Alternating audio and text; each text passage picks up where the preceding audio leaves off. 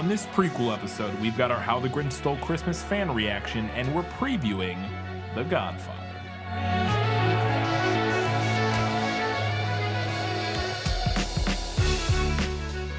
Hello and welcome back to the first episode of This Film Is Lit of 2020. Hope you all had a wonderful holiday. 2022. I'm going to do that a lot. It might as well be 2020. I'm going to do that a lot just because 2022 is weird, but 2020 is easy to say. Whatever. 2022.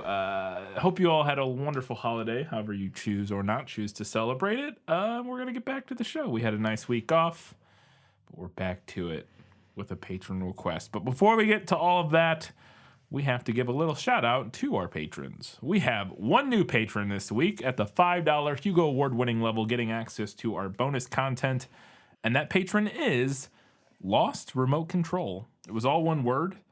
I assume that's how it's supposed to be pronounced or said. I would think so. Because it is those three words together, but it was kind of hard. I had to look at it for a second to figure out what it was. So Lost Remote Control, thank you for supporting us at the $5 level, getting access to that bonus content. Most recently, we put out two bonus episodes, one on The Grinch, the 2018 Illumination animated movie, The Grinch, where we kind of talk about that and how it's different and what we liked and didn't like about it.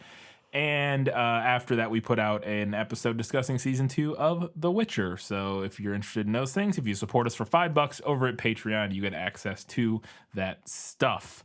And as always, we have our Academy Award-winning patrons, and they are Paul, Kat Ensminger, Ben Wilcox, Ian from Wine Country, Winchester's Forever, Kelly Napier, Gray Hightower, Eli Young, Scratch, Just Scratch, Shelby Says, More Fantasy Please, V. Frank, and Alina Starkov. Thank you all so much again for supporting us at the $15 and up level, which grants you access to all of the stuff you get at the lower levels, but also priority recommendation for things you want to hear us talk about. And we'll be getting to one of those a little bit later. Before we get to that, we have our fan poll follow-up for How the Grinch Stole Christmas. Yeah, well, that's just like your opinion, man. All right, so on Patreon, we had 4 votes for the book, 0 for the movie, and 1 listener who couldn't decide between the two. Diane Takaki said, the book covers everything we know and love about the Grinch story. The movie is a bit hyper. Some of the camera movements literally make me dizzy. And it just seems a little too ramped up to be a relaxing Christmas watch. So while I am choosing the book in this case, I do want to give props to the music in the film, to Taylor Momsen's performance as Cindy Lou Who, and to Jim Carrey for going all the way with this one. No one else could pull it off the way he did. It definitely has an energy that maybe makes it not the most relaxing of Christmas movie It's watches. A very chaotic energy. But there are quite a few chaotic. I wouldn't say that A Christmas Story is particularly relaxing Christmas. I mean, it has moments, but it is also, but not on the level of this is that very late 90s, early 2000s humor, energy. It's a lot. Over on Facebook, we had 4 votes for the book and 0 for the movie. Steven said, the book, obviously, followed very closely by the animated version from the 60s. The movie was okay, and Jim Carrey was great, but they loaded up too much needless backstory. Michael said, I don't like Jim's version because for a Christmas movie, there's a preoccupation with cleavage that is awkward. Is there? I mean, there's the one moment, obviously, where he that we talked about, where he falls. She was also, always in very revealing outfits. True. That's fair, I guess. I was thinking, I was trying to think of, other jokes specifically related to it. But yes, what's-her-name does have her cleavage exposed quite a bit. Yes. Which, I guess that's a positive for some and a negative for others. Let that fall where it may. And Chris said, though I remember the movie more and even quote it more unironically, I have to give my vote to the book. I read it back recently, and the imagination and heart it has compared to its live-action counterpart is just leaps and bounds beyond what the movie could make. Love Jim's performance, though. Good for him. Good for him. That's an interesting. Good for him. On Twitter, We had 20 votes for the book, Wow. 4 for the movie, and 1 listener who couldn't decide. Ben Thompson said, Seuss has always been our family doctor. Matt Nelson, cartoonist dork, said, book, if for no other reason that I loathe the Hollywood trend of giving your villains cliched backstories. I don't need to know why the Grinch is a grumpy weirdo. He just is. Okay. I don't disagree, but I also don't agree.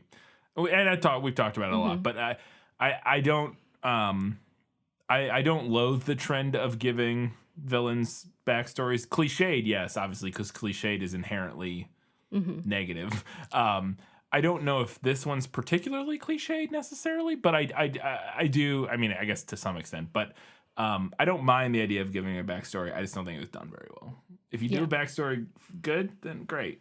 If you don't, then bad. I don't know. Like, I think the other maybe kind of sticking point is, especially for something like the Grinch, there are only so many ways you can expand on a very short story like that. Yeah. And I mean, giving him a backstory is maybe the most low-hanging fruit. Yes. In ways you can expand the story, but yeah.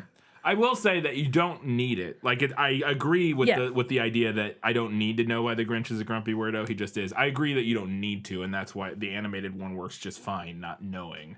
But if you're gonna do it, if you do it well, then I think it's fine. Kelly Napier said, even disregarding my distaste for Jim Carrey's body of work, it's the book, always.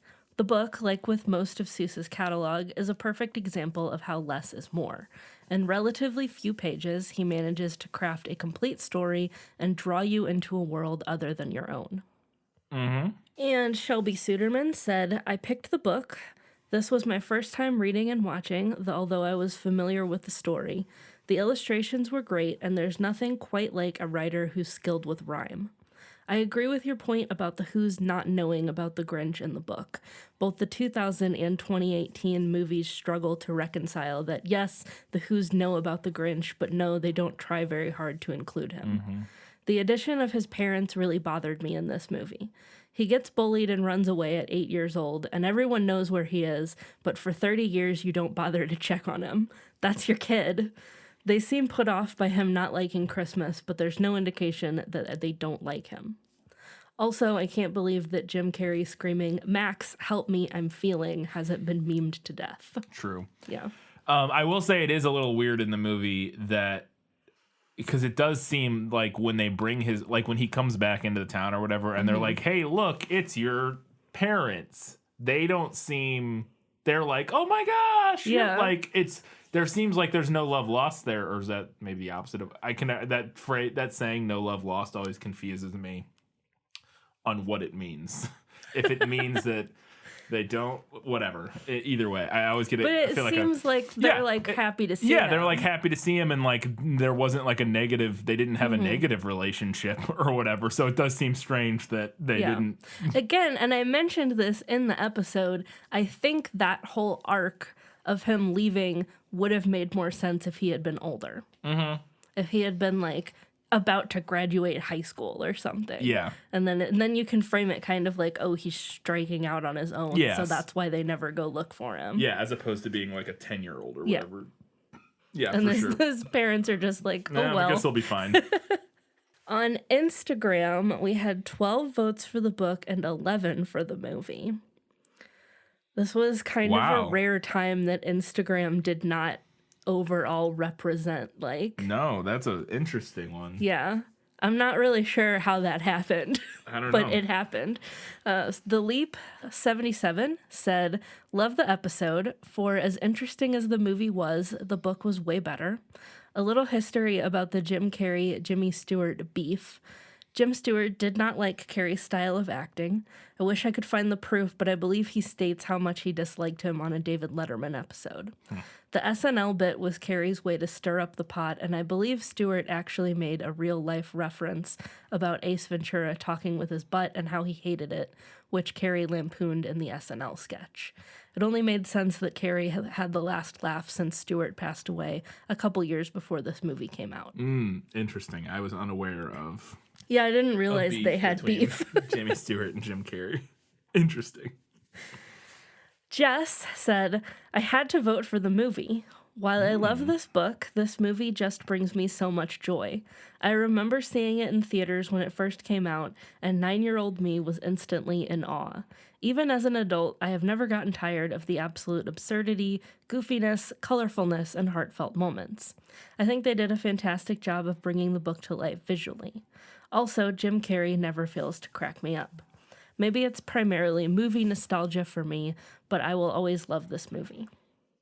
Nostalgia can play a strong role in, how you feel about media and stuff like that. And yeah, I enjoy a lot about this movie, and more so than I thought I would upon rewatching it. So I don't remember. I know I saw it when it came out as a kid, and I remember thinking it was okay. I remember not having strong feelings. I don't remember having strong opinions but on it. I was also a little bit older than I was more. I was 12 or 13 when this came out, or 12, I guess, when this came out, as opposed to 9. And that's like right in the edge of the age where you start disliking things, whereas when you're that's like right around where you start to try to actively dislike stuff that's for kids. Yeah. Gotta distance yourself. I don't even think I disliked it, but but it is in that age where it's not like everything just isn't amazing. So yeah, interesting. All right, how are the final numbers come out? So our winner this time was the book, with 40 votes to the movie's 15. Most of which came from Instagram somehow. Yeah, really interesting that Instagram had that sort of wildly different voting compared to, especially because Facebook 20-4, and then Instagram like 50-50. Yeah, it's really interesting. Okay, so we do not have a Learning Things segment this week. Our episode notes were already very long before we even got to the Learning Things segment, and by we, I mean Katie. So we decided to nix it this week and just get straight into our preview of The Godfather. What do you want of me? Do what I beg you to do. Now you come to me and you say, Don Corleone, give me justice. You come into my house and you ask me for murder. I ask you for justice. That is not justice. All right, so The Godfather is a 1969 crime novel by American author Mario Puzo. It's the first in a series of novels, but The Godfather... Puzo! I don't know. I have no idea. Know. That's how you say it. Probably. I also spelled it wrong in a Puzo. couple places because I hit the I instead of the O at the end of his last name. Anyway, it is the first in a series of novels. The Godfather, first novel, is noteworthy for introducing some Italian words, none of which I'm going to attempt to pronounce. I can do the first one for sure. Consigliere. Consigliere. Capo regime? Maybe. Probably. It's because it's capo and regime. Capo regime. Cosa Nostra and Omerta. Omerta. There you go. Omerta. Took that bullet for me. Thank you. No problem. I'm Italian, so I'm allowed to do that. I'm allowed to badly pronounce Italian words. Like, my family's from northern Italy, so. You're, like, barely Italian, I feel like. I'm really not. My family has a whole village is, like, all Shilligos in northern Italy. Yeah, but isn't that village, like, basically in Austria? It's very close to Austria or the Swiss border or whatever the northern border of Italy is. It's close, but it's in Italy. Anyway, so we had some new fun Italian words introduced to English-speaking audiences because of this book. The Godfather does contain some literary references as well as some real-life inspiration. The Corleone, am I saying that right? Corleone? I always said Corleone. I believe Corleone sometimes, but I believe Corleone is. I guess we'll Yes. find out when we watch the movie. Yeah, I think you primarily hear Corleone, but again, and as I will state later, I've never actually seen any of these movies, so I'm only going on like people talking about it. I don't know if I've ever seen anybody in the movies actually say the name. All right, well, I hope we find out then. Yeah. So the Corleone family, which is the family from The Godfather, closely resembles another fictional family, which is the Karamazov family from The Brothers Karamazov, which is a Russian novel by Fyodor Dostoevsky. Dostoevsky. Probably. There's a famous director, I believe, by the name of Dostoevsky, or composer something. There's not that many Russian names. There's like 8, and so there's a famous everything with one of the Russian names. I feel like. Anyway, this is not a Russian novel that I had heard of. But no, it's the author is who I'm thinking of. Yeah, He's the guy who wrote Crime and Punishment. That's this is he? Dostoevsky. Okay. Yeah, I've never read that, nor do I have not intend either. to. But it's a very famous. Yes. It's one of the. But I had not heard of this one. But apparently, the family structure of the family in this Russian novel is very similar. Because I would have assumed this is just based on actually like. He just like took one of the 5 families from New York. Well, I mean, more on that later. So Puzo opens his 1969 novel with an epigraph that is popularly contributed to Balzac, actually. Behind every great fortune, there is a crime, which is a saying that most likely has evolved over time from what Balzac's original text said, which is the secret of a great success for which you are at a loss to account is a crime that has never been found out because it has been properly executed, which is from his novel La Père Goriot. I will say, behind every great fortune, there's a crime is, I feel like gets to the core of it without. Yes, it is a much more concise way. It's to more put concise, but also it implies something. The other one, I think there's a truth that the shortened version implies that is more meaningful than the long one's like, hey, if somebody gets a lot of money and you don't know where it came from, they probably did a crime. Like there's probably a crime involved that nobody found out about. But just saying behind every great fortune there's a crime leaves a lot more to interpretation. And it's the first thing I saw that jumped to my mind as soon as I read that the first part, behind every great fortune there is a crime, is it inherently feels like an indictment of capitalism and the fact that behind the fact that you cannot build a fortune without exploitation of some sort. Yeah. Yes, I agree. Additionally, the famous line, "I'm going to make him an offer he can't refuse," may also be from the same work from Balzac. The line from Balzac being, "In that case, I will make you an offer that no one would decline." Mm-hmm. So it's basically the same line. Puzo's is way catchier and cooler. Modernized. Yeah. Large parts of the novel are based upon reality, notably the history of the 5 families, the mafia organization in New York and the surrounding area. The novel also includes many allusions to... Just to clarify, the 5 families was not a single mafia organization. The way that was written, the 5 families were 5 distinct crime families. Yes. Not and all then, one organization. The mafia organization, yes. In New York and the surrounding. Yeah. Sorry, I just wanted to clarify because it kind of sounded weird. Anyway, sorry. The novel also includes many allusions to real-life mobsters and their associates. For example, Mo Green on Bugsy Siegel. In addition, the character of Vito Corleone was a composite of real-life organized crime bosses Frank Costello and Carlo Gambino. Johnny Fontaine was rumored to have been based on Frank Sinatra. Yep. You have more on that I do later. have more on that later. And what you have directly contradicts what Wikipedia says about the novel. Really? Yeah. Interesting. Because, I got mine from Wikipedia. The Wikipedia page about this novel just straight up says Johnny Fontaine was based on Frank Sinatra. But then you have something different later. Talk about it. The novel was well received. It remained on the New York Times bestseller list for 67 weeks.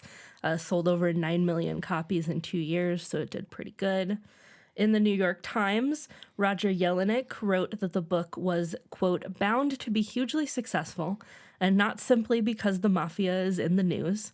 Mr. Puzo's novel is a voyeur's dream, a skillful fantasy of violent personal power without consequences.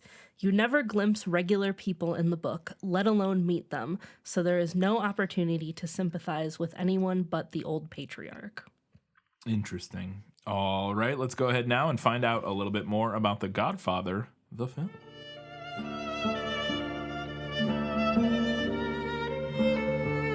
I never wanted this for you. I worked my whole life.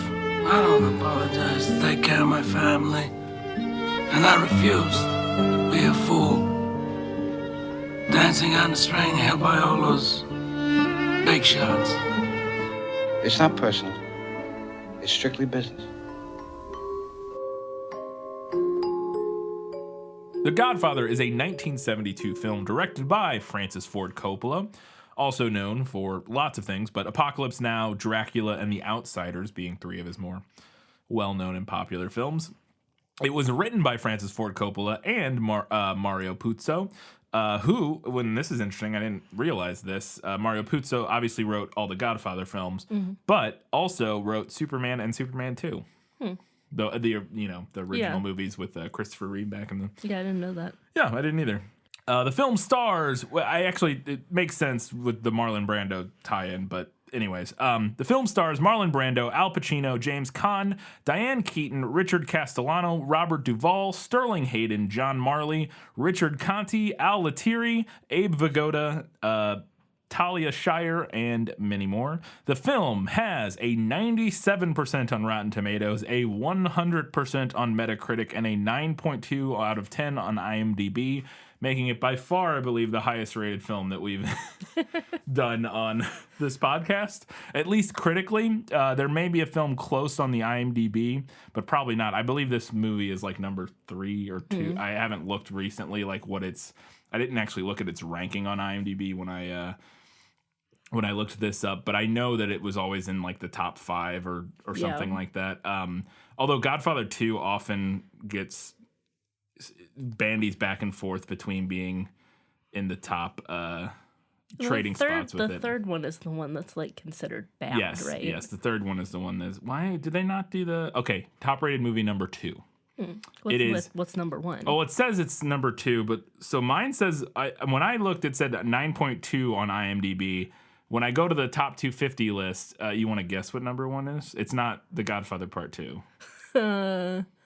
No, I don't want to guess. Tell me. Okay. Shawshank Redemption is number 1. Yeah, I wouldn't have guessed that. But on here it says Shawshank Redemption has a 9.2 and Godfather has a 9.1. And then number 3 is Godfather Part 2 with a 9. So we're splitting hairs here. Yeah. I mean, and then 4 is The Dark Knight with a 9. So who knows?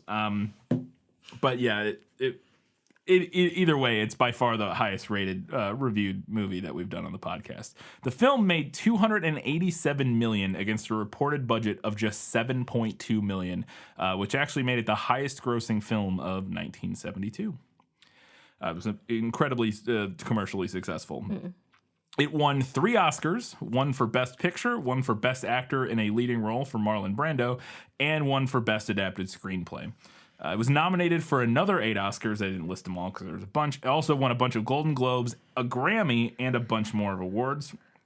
Famously, and I just wanted to mention this because as I was Googling around, I remembered that I had a brainwave and I remembered, wait, didn't when he won this Oscar? Yeah. Famously, upon Marlon Brando winning the Best Actor Oscar for this film, he didn't accept the award. Instead, he sent up Sacheen Littlefeather to represent him, and she refused the reward for him due to the treatment of American Indians, and that was her usage in the speech. She says American Indians by the film industry, and also they wanted to draw attention to the Wounded Knee occupation that was going on at the time. And apart from this, apart from his acting, Marlon Brando actually was, and it's kind of led me down a rabbit hole. I just wanted to mention it. Apart from his acting, Brando is widely known for his political and civil rights advocacy, a bunch of things, but including one of those being he was a part of the 1963 March on Washington. So. And there's pictures of him with like James Baldwin and like all these people. Like he was that was a huge part of his advocacy throughout his life was a political advocacy and civil rights advocacy. So as much of an asshole as he seems to have been to work with and like on set, from everything I've ever heard, and we'll get into that a little bit, seems like he was actually a pretty cool guy. At least in some respects. So Paramount Pictures originally found out about Puzo's novel in 1967 when a literary scout for the company contacted Paramount's vice president about the unfinished 60-page manuscript that Puzo was working on. The vice president from Paramount thought that the work was, quote, much beyond a mafia story, end quote, and offered Puzo $12,000 or $12,500 as to option the work, with another $80,000 if that work were made into a film. So Puzo's agent told him to turn this down. He's like, it's worth more than that. But Puzo was desperate for money and accepted the deal. A big famous producer from Paramount, Robert Evans, relates that when they met in early 1968, he offered Puzo, again, that $12,000 for the manuscript titled Mafia, after the author confided in him that he urgently needed $10,000 to pay off gambling debts. Ooh. So when he said he was desperate for money, that, you know, he may have had his own dealings with the mafia that he was trying to take care of. So Robert Evans, the aforementioned producer, wanted the picture to be directed by an Italian-American to make the film, quote, ethnic to the core.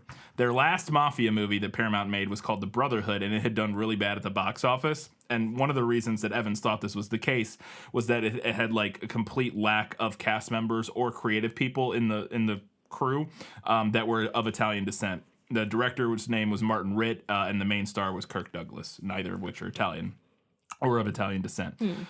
So after approaching a bunch of directors, including Sergio Leone, they approached Coppola because his latest film had done really bad and they thought they could get him cheap. Coppola initially turned it down because he thought he found the novel to be sleazy and sensationalist, calling it, quote, pretty cheap stuff.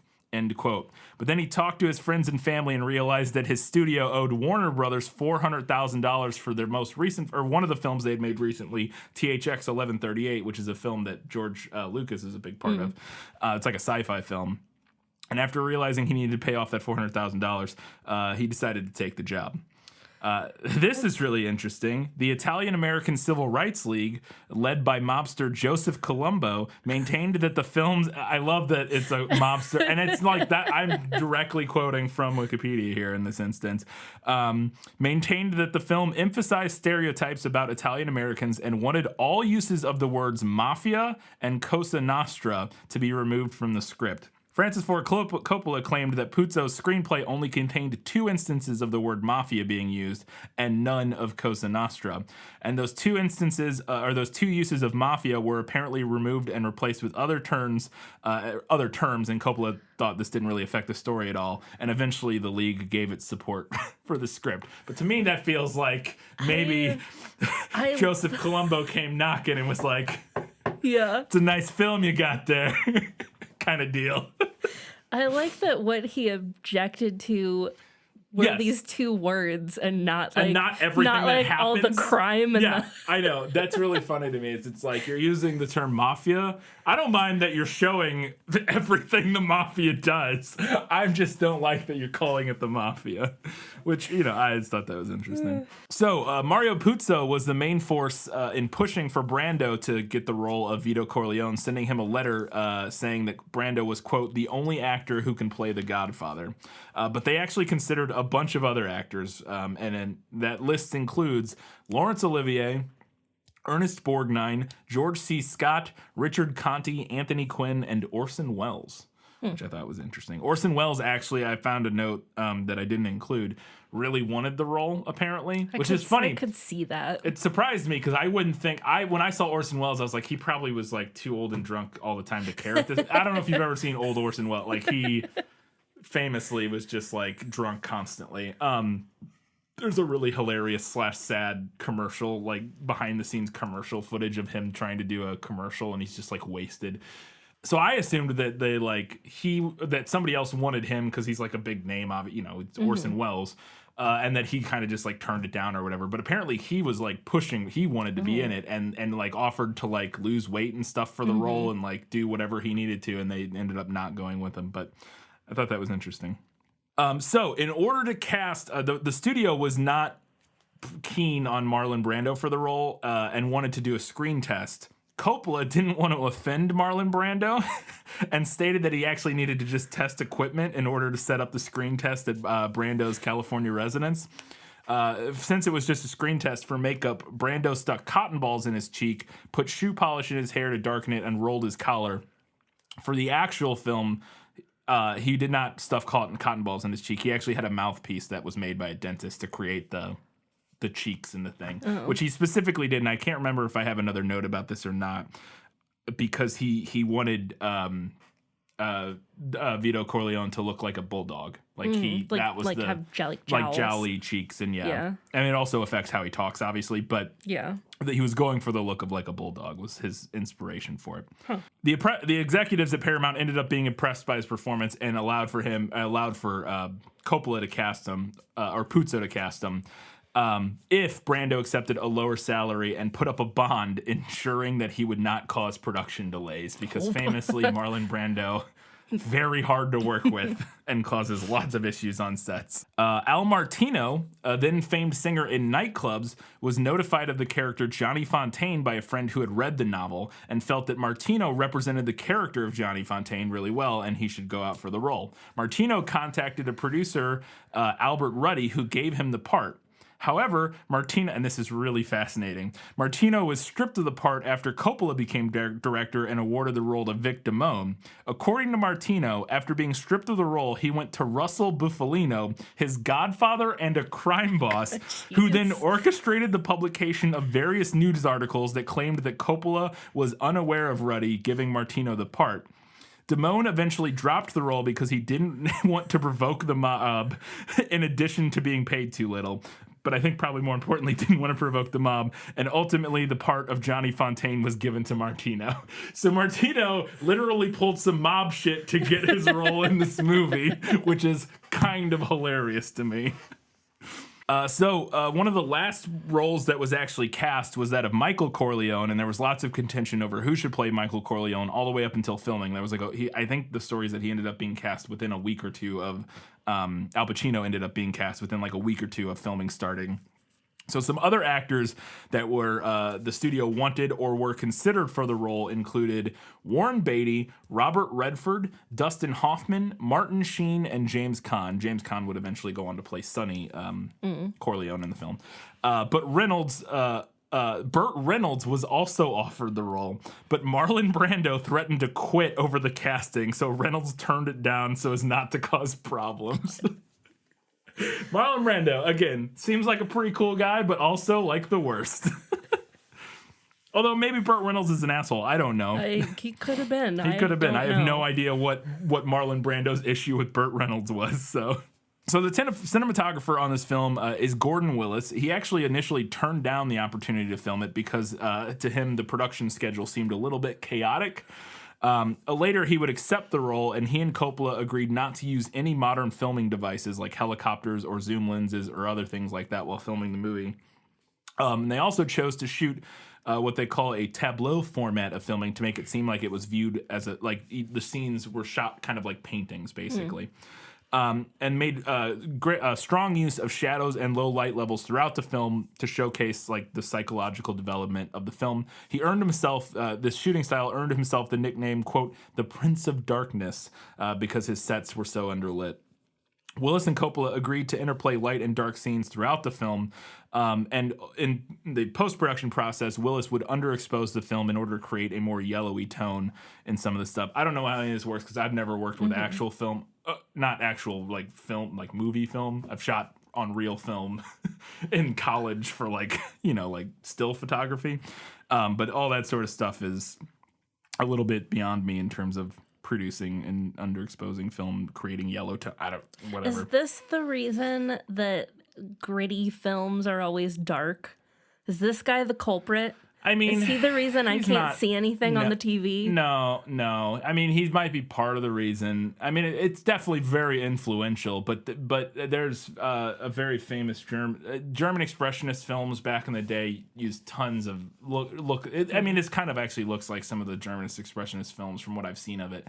from back in like the 20s and 30s that used highly, I'm forgetting the term now, chiaroscuro, maybe it might be the word I'm looking for, where you use like pools of light and dark, and some things are completely in darkness, and that's not, he didn't invent that by far. This movie being so successful and influential in cinema definitely played a role in how much and how dark things tend to be these days, but it wasn't him alone, or this movie alone by any stretch. One of the most shocking moments in the film involves an actual severed horse's head. This is something people have probably are aware of in the movie. And Coppola actually did receive some criticism for the scene, but they actually obtained the horse's head from a dog food company, which I assume back then dog food companies made food out of horse. Maybe they still do. I don't actually know. I would imagine probably not that much, but the horse was going to be killed regardless of the film. They just called like a place that processes horses, and they're like, we need a horse head, basically. They didn't go out of there. They didn't go find somebody's horse and shoot it and cut its head. You know what I mean? Like, just to clarify, it was a horse that was already being processed. It was marked for death. Yeah, not saying one way or the other about, I don't know, dog food's using horses, whatever. I have no idea. Just for this movie that they were using one that was already dead, basically.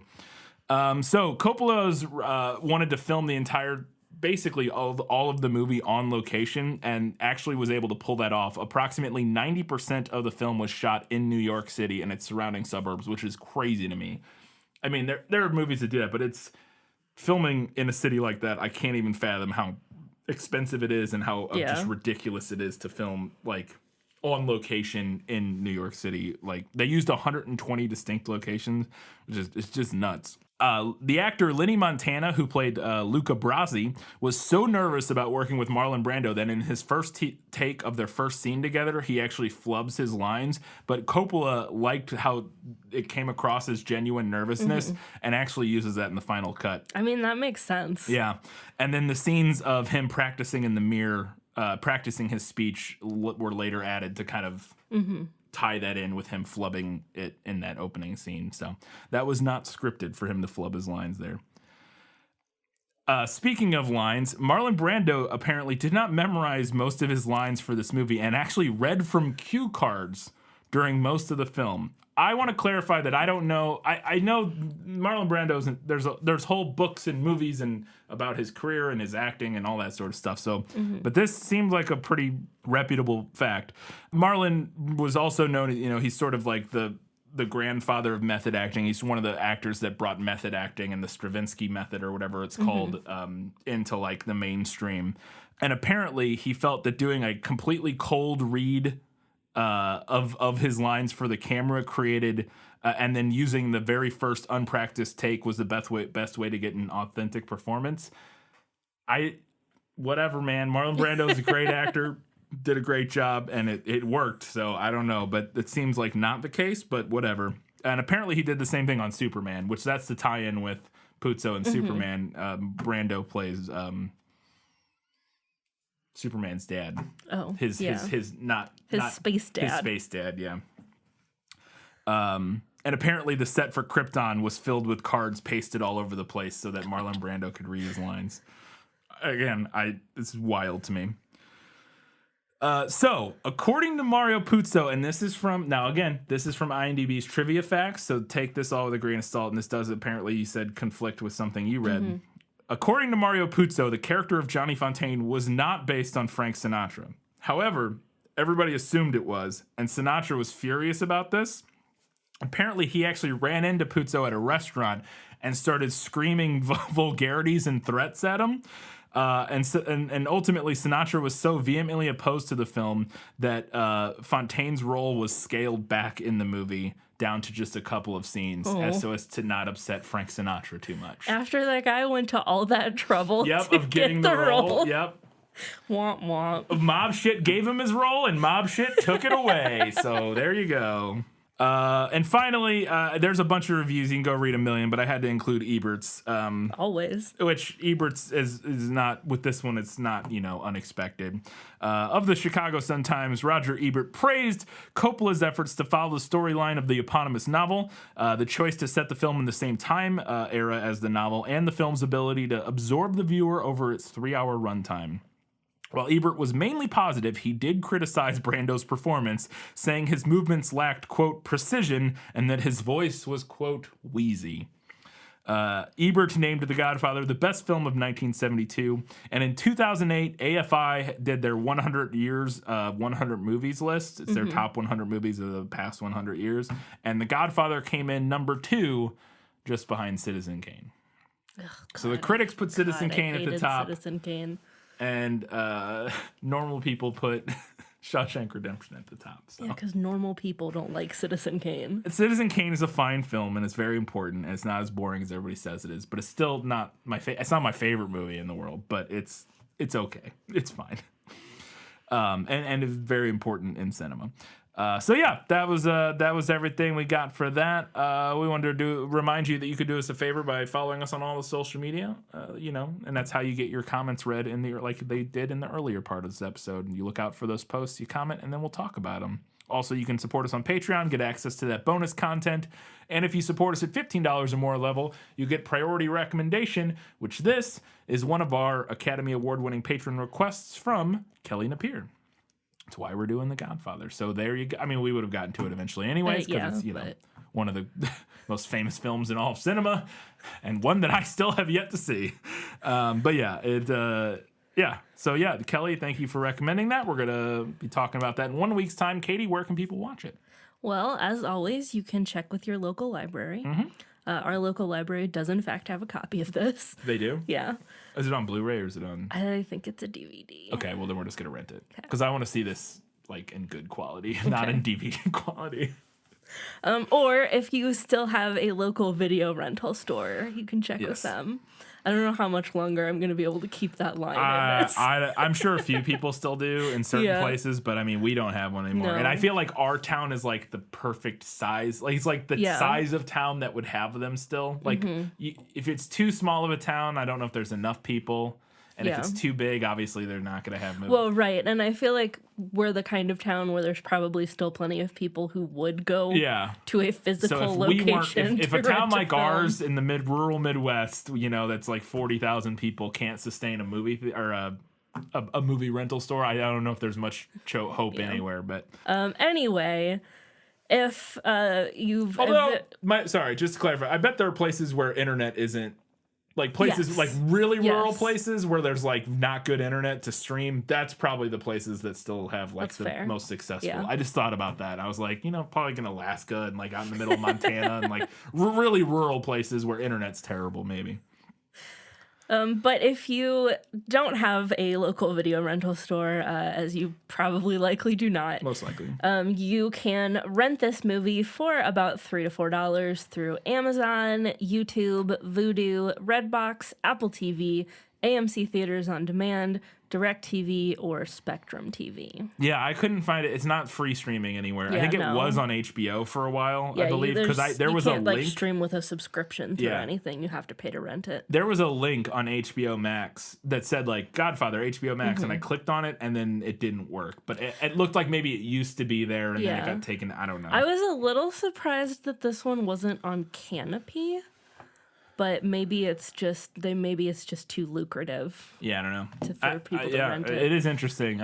I'm surprised it's not on something like HBO or whatever. But I don't know, or like Showtime. Like one of the movie or Stars or something. I would think would have had access to it. Well, it's a Paramount film. Wouldn't it be on Paramount Plus? I don't know, but I don't know if Paramount Plus has like a separate rental. Yeah, I don't know. Like maybe they don't want to stream. Yeah, they don't want to stream it. Yeah, because the Paramount Plus is not expensive. It's like $5 a month. Yeah, I think they have different levels, but yeah, the base level at least is like $5 a month. Anyways, okay, so yeah, you're gonna have to rent it most likely, or probably a lot of people own it. Again, it's a very very popular movie, so I'm really looking forward to watching it. Really, because like I said. It's one of those movies that I, for whatever reason, have just never... I've not seen a frame of this beyond it showing up in, clips of it showing up in, like, in some sort of random TV show, or whatever. But I've not watched a single frame of this movie. Not even caught, like, 20 minutes of it on TV at one point. Literally never. I have never seen any of this movie either. I know 2 things about it. Then those things are, I'm going to make you an offer I can't refuse... and the horse head. Oh. So. I thought it was going to be the take the gun or leave the gun, take the cannoli, because that's one of the other. Oh, I didn't lines know about that line. Spoilers. Spoilers. I'll tell you now. So when you're reading, look out for that line about because I'm gonna ask about it. I will watch for the line about the cannoli. Okay, see if it's in the book. All right, that's gonna do it for this episode. Come back in 1 week's time. We'll be talking about The Godfather. Until that time, guys, gals, non-binary pals, everybody else, Keep reading books keep watching movies and keep being awesome.